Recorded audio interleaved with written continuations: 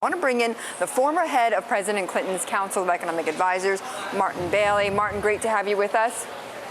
Great to be here. Several lawmakers, Tim Geithner will be there, Jacob Liu as well. What do you expect will happen out of this meeting of the minds?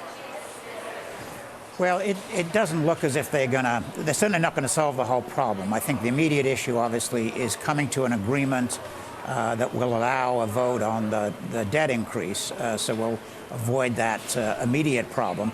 But I do think there's a chance they're going to set out a framework for a longer-term agreement. I think everybody realizes that that's necessary in order to help stabilize markets, and without that, they won't really have done their job. So I think there's some hope they will set a guideline for what needs to be done over the longer run. And Martin, in your view then, I mean, a framework would look like what?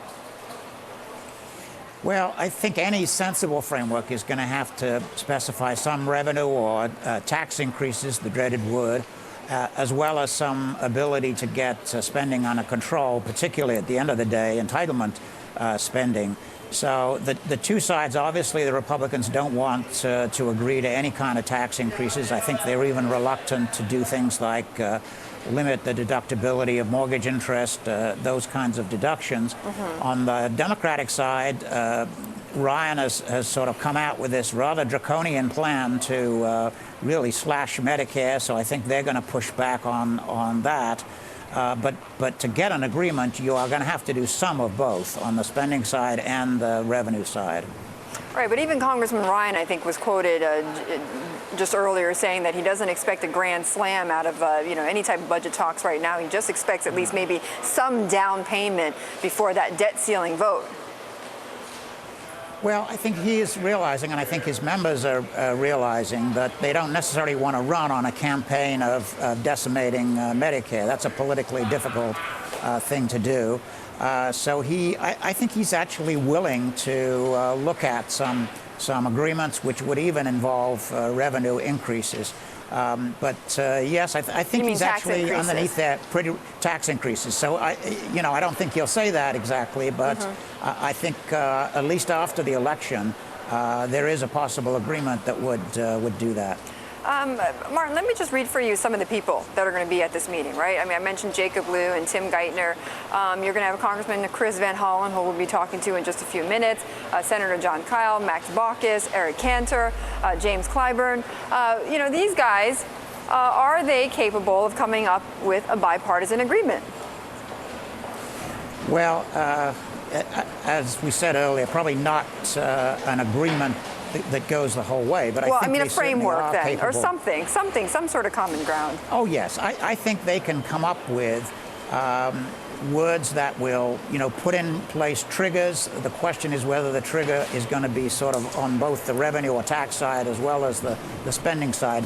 But yes, I think those participants are indeed capable of coming up with an agreement that will move us forward. On that interview that Peter Cook just had with the Congressman Van Hollen, after hearing his comments, Martin, are you encouraged or not?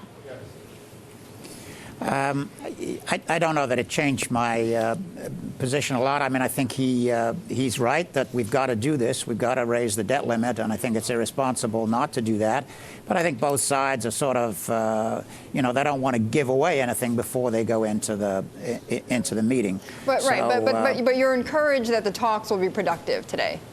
I think the talks will be productive. I'd like to see more on the tax side than just oil companies. I think that's the thing that's so hard about this budget mess, because everyone wants to do it without a lot of pain. But unfortunately, there's going to have to be some pain. We're going to have to limit Medicare spending in some way. I think there are going to have to be revenue or tax increases that are going to hit not just the rich and not just the oil companies, but ultimately the middle class as well. And no one wants to talk about that going into an election year. But I think they may. I'm encouraged they're going to, as I said earlier, set the framework that will help move us forward on it. Right. It's easier for the congressman to talk about tax breaks for oil companies rather than talking about actually cutting aid or cutting spending to the middle class and the poor.